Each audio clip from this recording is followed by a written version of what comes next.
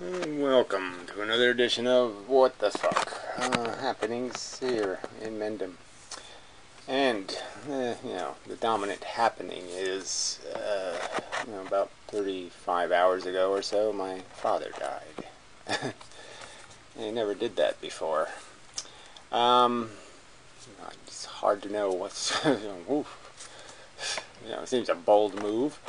So anyway, you can't help but be distracted in some kind of major way, I think. Well, I'm sure you can help if, the circumstances is your father was some, butthole who you didn't give a shit about. But I actually sort of admired my father. And I had issues. In terms of my identity. And it's just still, it wasn't finished in some respects. I needed to prove something. And I had some past sins to make up for and that kind of stuff. And, I was hoping to accomplish that through the physics stuff and whatever, but it didn't happen in time, so I'm quite disappointed in that. So what was I'm not gonna make a video. Well, maybe I am. It's just like I said, I can't separate myself from the subject, and I'm probably going to reference it again in the future, probably, because it is a it's a powerful personal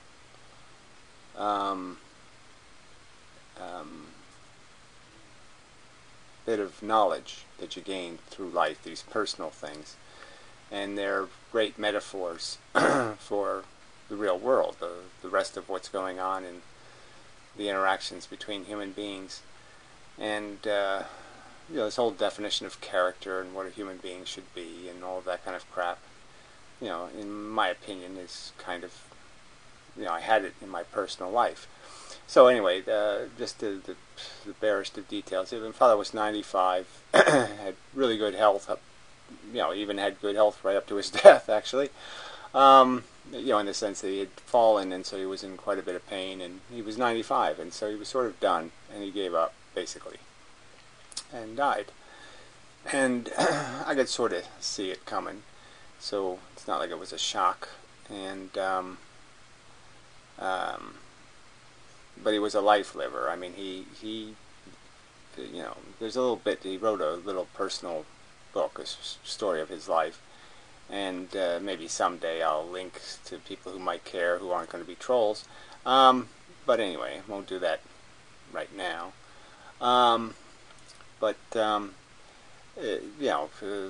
Little line, not dwelling on the past, was one of his things.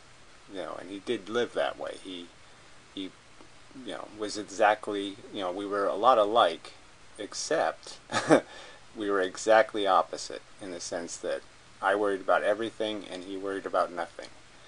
But he wasn't at all reckless.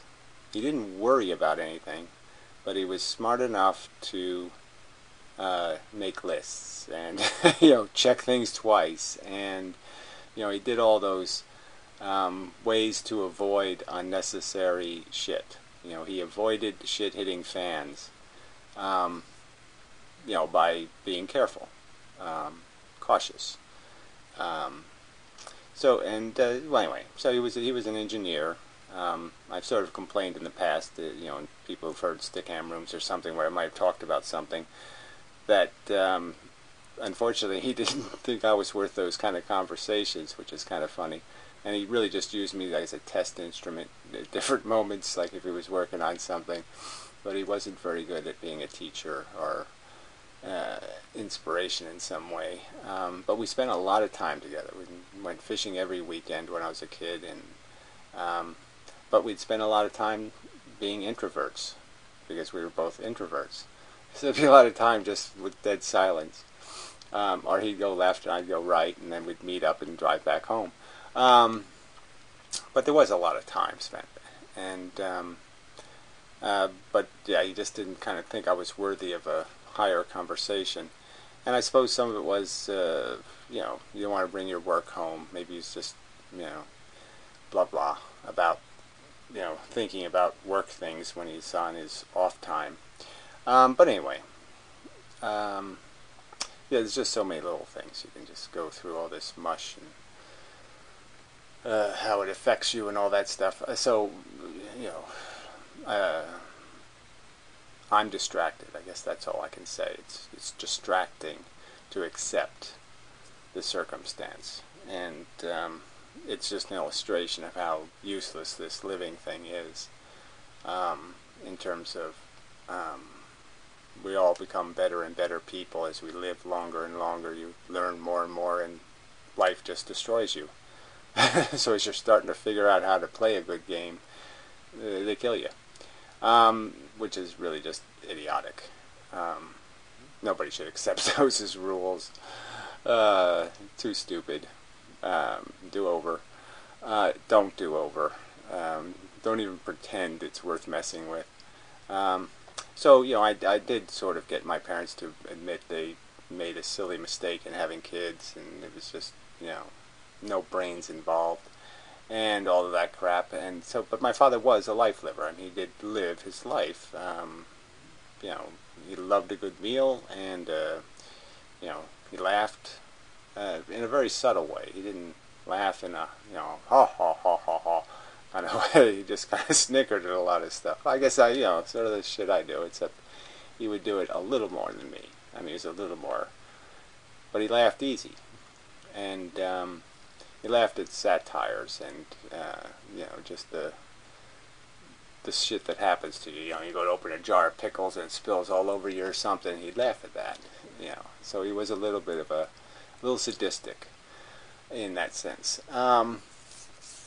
So, but he was, yes, you couldn't phase him, not in any hard way. You couldn't slow him down or stop him with stuff happening. So he'd be very good in an emergency room or something. You couldn't phase him, where everything phased him.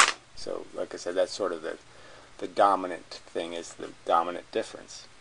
I guess, you know, one of the most admirable things is he was just such a straight player, and not, you know, yes, there was some rigid conformity to how he viewed things. You know, he was a conformist. But yes, he played an honest game. I mean, you know, he's the kind of guy you could trust. When he was in the Canadian Navy, he was the guy in charge of, you know, the booze, and the guy who had to burn the code books. You know, because, yeah, he's the kind of guy everybody would know ain't going to cheat. And you could trust. He was one of those kind of people. He said, I'll be there at 5. He was there at 5, that kind of thing. No bullshit. No, yeah, whatever. Not a schemer in that sense. A schemer beyond playing a good game. And that's what he liked. He liked a good game. And he played, whatever, 4th level bridge, and, you know, he loved crossword puzzles, you know, all that kind of stuff. I mean, he was, you know, he liked a good competition, good game. Yeah, so good meal, good game, good nap, and, you know, that's how he lived his life. And he did a lot of it, and he didn't, like I said, he wasn't bludgeoned by the usual crap people get. He did have a little bout of prostate cancer, but, you know, had a few little radioactive seeds, and, well, no problem. I'm just saying, whatever difficulties he ran into, he got through them well, and survived it all well. A little skin cancer, a little this, you know, yeah, no big deal. So I'm just saying, he wasn't hit with something monstrous. And then the irony is he, you know, smoked cigarettes for 40 years, Luckies. You know, worked in a chemical plant, worked in, you know, ore mines, you know, tons of dust. Kind of amazing, you know, that he had such good health, considering he was, you know, lived in crap. He was also burned by acid, you know, 3rd-degree burns over like 80% of his body, and you know, hot acid, 800-degree acid. Anyway, so and it seems like it was nothing. you know, I'm sure it had to be something, but he talked about it as if it was nothing. He even wrote about it as if it was nothing. So he definitely didn't dwell on negatives.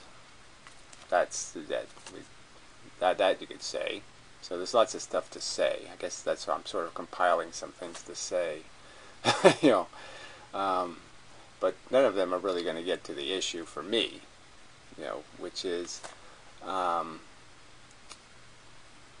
guess, part of my psychology is it's like my parents didn't do anything wrong. They just maybe didn't do anything right, when it comes to raising kids, or raising me anyway. And I can't, that's sort of excessive to say they didn't do anything right, because that sounds like everything was wrong. But, like I said, the inverse is they really didn't do anything wrong. There was nothing horrifically horrible. It's just that whatever it wasn't something that gave me any comfort, let's say. And, eased my mind about the tightrope I was walking, and saying, why are you pushing me on a tightrope? I don't want to walk tightropes. Whose idea was this? And they were just experienced tightrope walkers. They liked it, and so they just assumed I would just tag along and say, sure, I want to walk tightropes. And I was like, no, I don't want to do this tightrope thing. Fuck it.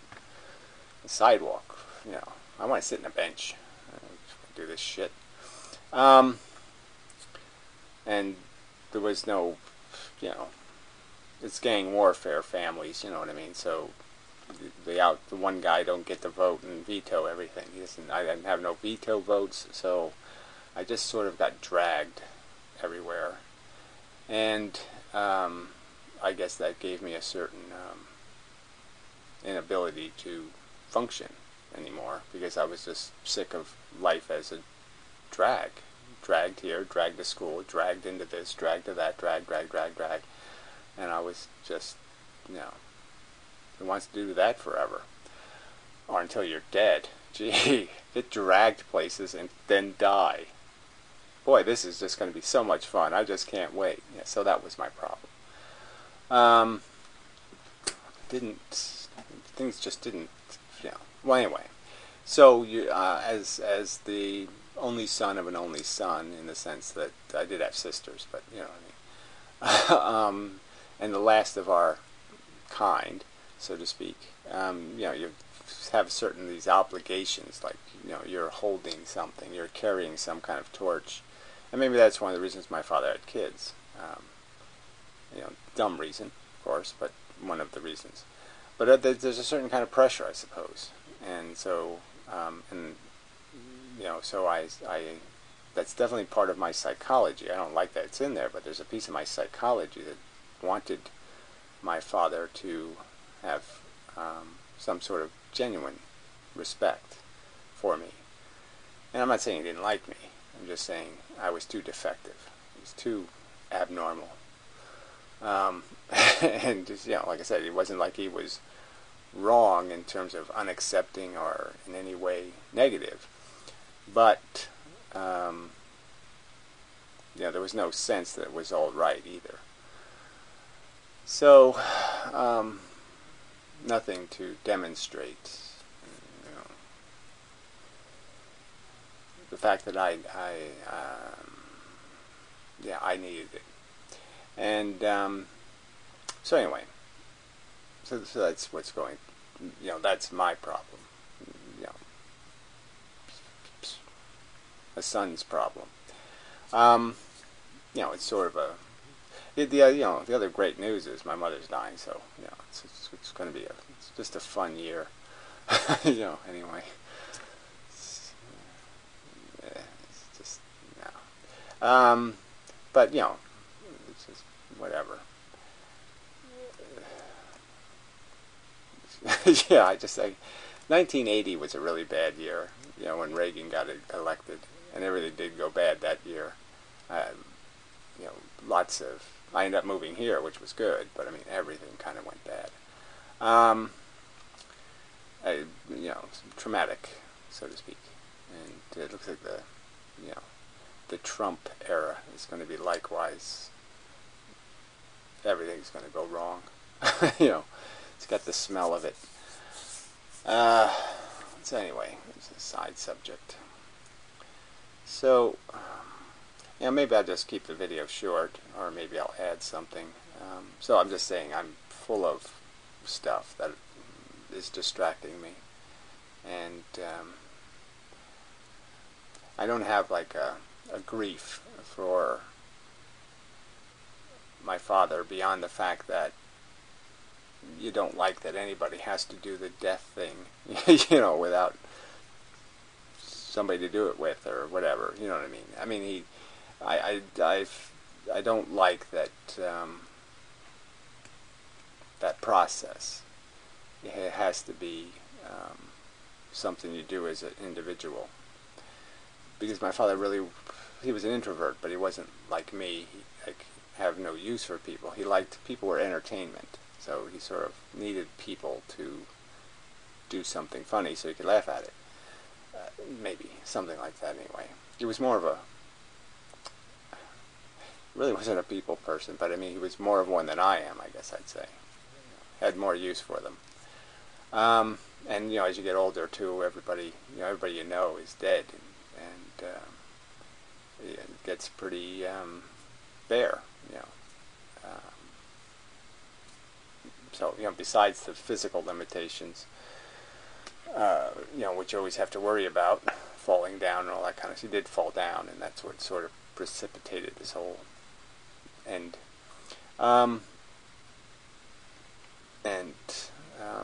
Yeah, so you know, it's hard to put words to. So yes, I have a.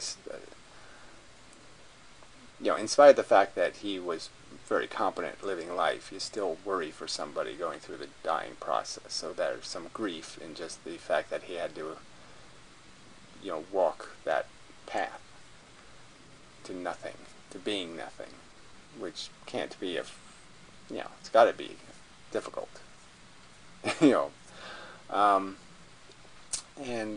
So there's some grief for that, but beyond that, there's nothing to grieve in terms of, you know, he had a really,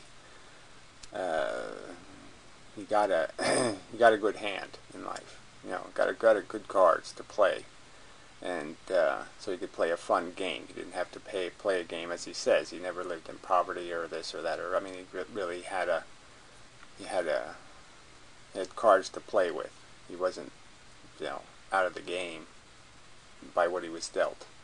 He was dealt a pretty good hand. And so not too much to complain about there. So not too much to grieve. He wasn't shorted anything. You know, I mean, at 70 is when he wrote his autobiography, basically conceding he was done.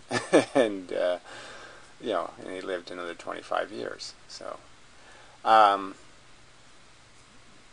complain, so to speak. So yeah, I don't have like a, you know, that kind of grief.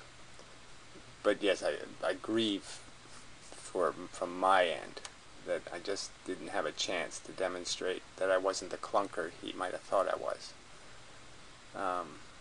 Like I said, you know, I was intelligent, but yeah, he just, you know, couldn't relate. And nobody, it's very hard to relate to. Somebody says, I have an anxiety disorder. And you're like, you know, what's that? You know, what the fuck are you talking about? You know, they don't relate to it because they don't really understand what it is to feel sick every day and find everything nauseating and irritating, because that's not how they live. Anyway, yeah, so I'll, you know, maybe add something. I wanted to say more about all that, but it's really hard to put it, arrange it in sentences, because I haven't really had enough time to really deal with it. I mean, that's another part of this, is that you know it's coming, right? I mean, parents getting old, you know they're going to die. But you really can't do anything until it happens. You're not, you know, that's when they're dead. What the fuck? That's not right. That's not how the world should be. they've always been alive, right? My whole life, my father was alive. No, he shouldn't be dead. Dead is not the proper function. And and it startles you, in spite of the fact that you were ready for it. I suppose this was just a bad timing. I mean, as much as it's, it's not up to my, you should die for my convenience. There were periods where I was more probably able to just, oh, okay, yeah, I knew that was going to happen, blah, blah, blah. Because I was in some better state myself. So I was stronger, or some other kind of word you could use. No, I was more distracted, let's say. But I haven't been more distracted lately, in the sense that I have been totally despondent. And it's so it's just the perfect opportunity to, I'm easy to knock down. I'm easy to be affected, because I'm not standing on any kind of hard, real ground. So I guess that's all part of this. But at any rate, it fits into the conversation about anti-natalism or ethylism or futility in this life game, and just the idea of all that investment in making a human being just to turn them into nothing. Absolutely nothing, maybe. Because everybody who does remember them is dead, and everybody who does know them is dead, and that kind of thing. And so they're just barely exist, as a person. And I have this watch that was my grandfather's watch, and then it was my father's, and now it's my watch.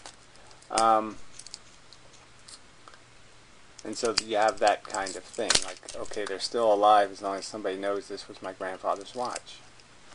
They're still a person, that was, and had experiences, and lived a life. But it's funny that that's all that that's it. Once somebody doesn't know that's my grandfather's watch, that's sort of it for my grandfather. And he didn't have his father's watch. So his father is already lost to the pages of Nevermore. But even that whole Nevermore thing, as I've pointed out, it's Nevermore for the, this unique configuration of exactly the same stuff. But I mean, there's no Nevermore for the fact that the basic idea of a introvert, or the basic idea of a honest man, or the basic idea of somebody playing a good game, those people will just keep arising and make another watch and be processed through the machine, comfortably or uncomfortably. That's, I guess, all it comes down to. And everybody will focus on the ones who do it comfortably, and they'll just keep ignoring the ones who do it uncomfortably. That kind of thing. Keep just dragging them along, and shove them in the trunk. They're annoying with their complaining. Just throw them in the trunk. That's essentially the attitude. The victims are to be dragged behind the party car. Ooh, that's a good metaphor. That's exactly what's going on. Just the victims are annoying. Tie a rope to their foot and throw them out of the convertible. So we can mock them when we get to the destination, and irritate them some more, and torture them some more, for our fun. Really quite sadistic. So,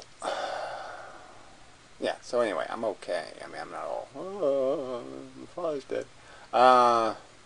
But I'm not okay in the sense that I really needed this, and I'm just pissed that I wasn't able to pull it off. I needed credibility. Just for like I said, just to give me just to resolve the kid inside of me, the little kid who's still living inside of me, who feels like he let his father down. It pisses me off.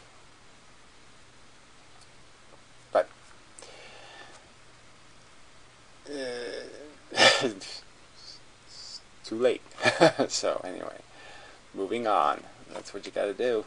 I mean, that's what he'd be saying. Just fuck that bullshit. Not going to get you anywhere.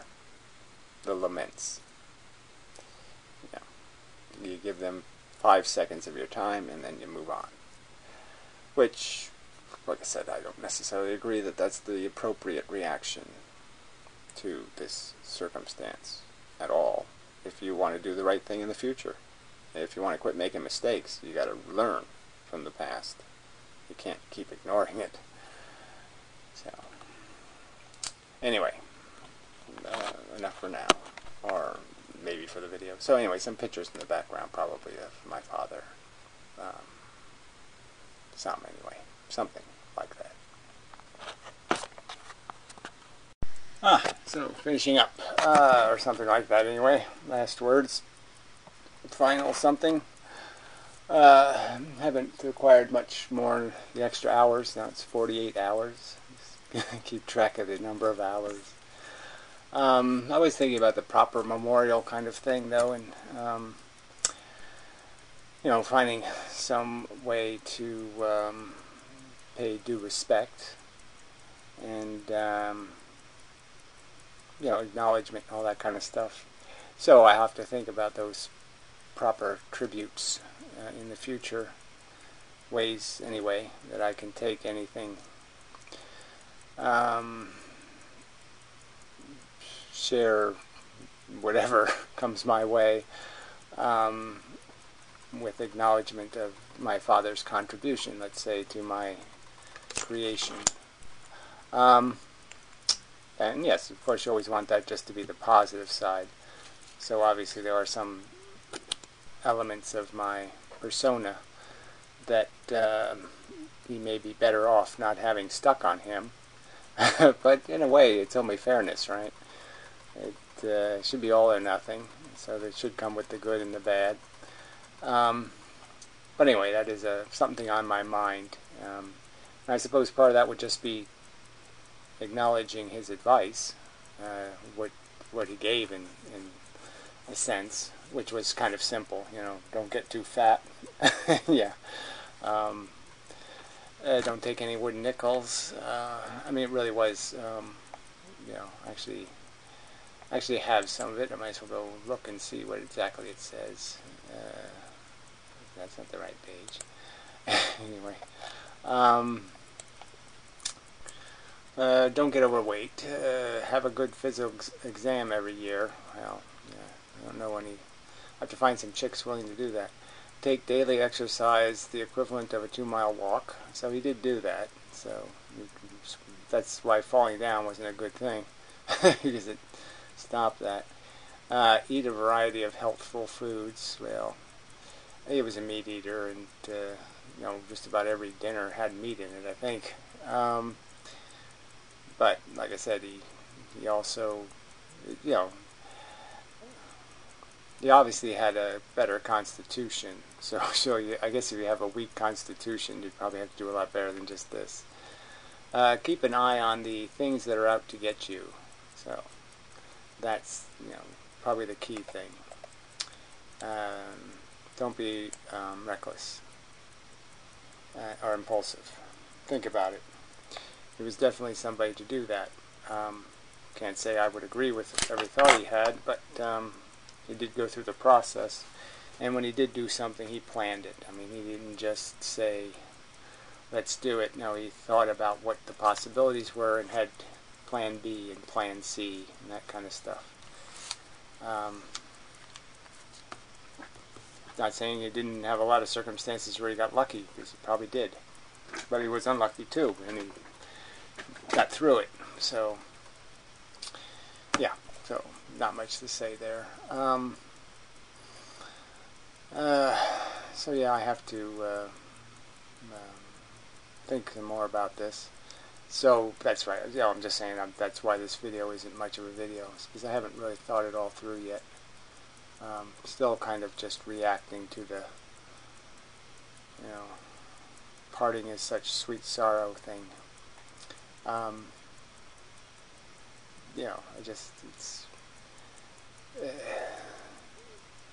is painful to acknowledge that you're never going to hear his voice again or anything. Ever. It's over. I mean, he's not a participant anymore. You know, it just doesn't... It's not the same game. It's a different game with him in the world than without him in the world, and that's just a fact. And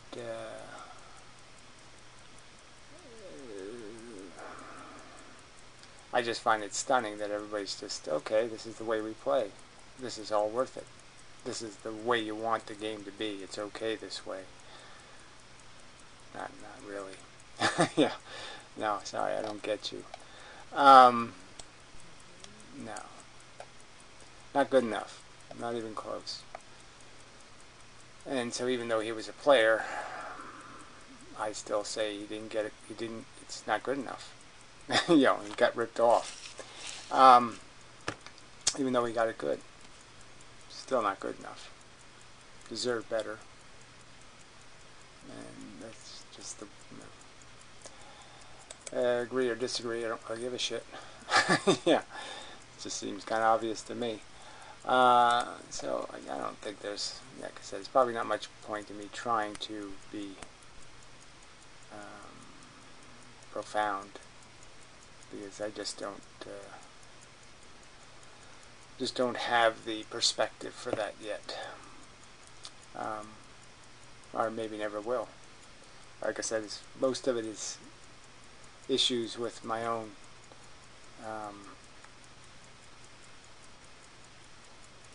you know, the stuff you can't fix either. You know, it's the part of me that was broken when I was, you know, 10 years old, and I can't go back and fix the 10-year-old, and you really can't fix it now because I'm not 10 anymore.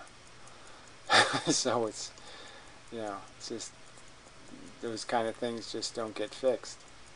But it would have just gave me some cheap comfort to have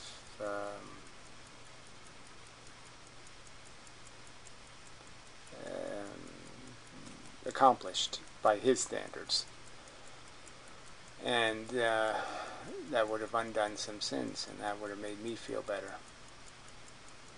But that's, you know, too bad. Yeah, ain't gonna happen now. So that's my lament, a big part of my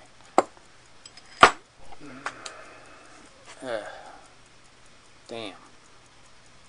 Yeah. So anyway, some more to come probably. Like I said, I'm gonna have to deal with the mother thing. It's a, you know, you have these unique relationships with people, and like I said, I liked my parents as people, mostly. Didn't, you know, can't say I admired would be the wrong word, because, yeah, I didn't really, you know, but they were just of good character. They weren't philosophical enough for my taste, but as humans, they were not dishonest creeps, and so many people seem to be. And, you know, I shouldn't be applauding because somebody's not a dishonest creep, but yes, my parents didn't cheat. They weren't drunks, they weren't sloppy, they weren't, they tried to do the right thing, and especially for their kids. And it's hard to fault that. But that's another one of those mostly things, because, yeah, you know, they also aspired for their own interests and dragged their kids along. You know, no doubt about that. So, I mean, they did have their selfish indulgences, but I just mean they, like I said, they fundamentally did no wrong. They might not have done things as right as they could, but, you know, I'm just saying I don't have any issue. You know, there's no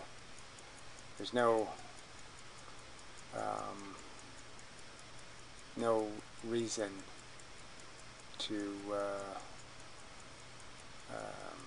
not value them, to think they deserved anything less than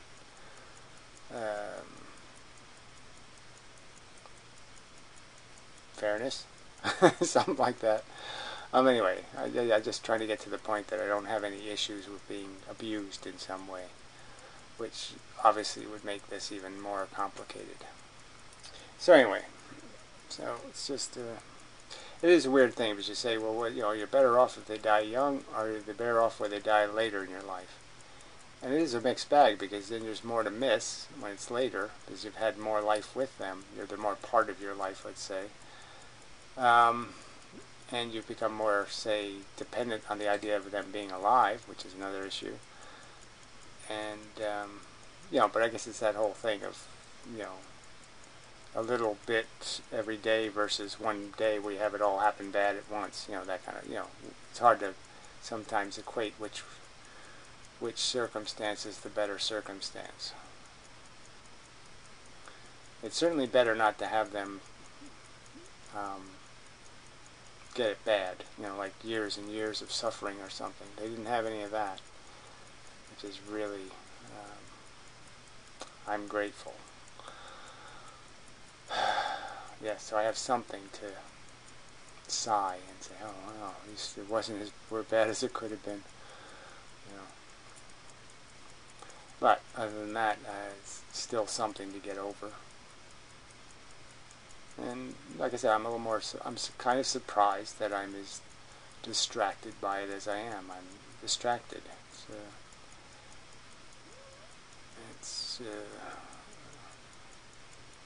I don't like it. But then again, the other part of me is saying my father wouldn't like me to waste any time not liking it. So you're almost being insulting to his memory if you waste time not liking it. But I'm not a big fan of this whole every day is a new day kind of crap anyway. So yeah, I know that's what he lived by, but it ain't really. It's just more opportunity for our... But anyway, enough. It's just weird times. I keep saying that, but it's just a strange time in my life. Moving up to 500 number on these what the fucks, and they're getting what the fuckier. I'm feeling more what the fuck. What the fuck? I'm feeling it. So anyway.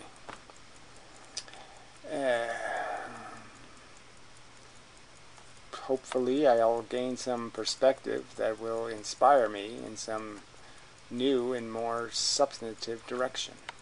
Not that I haven't provided substance, but I just haven't provided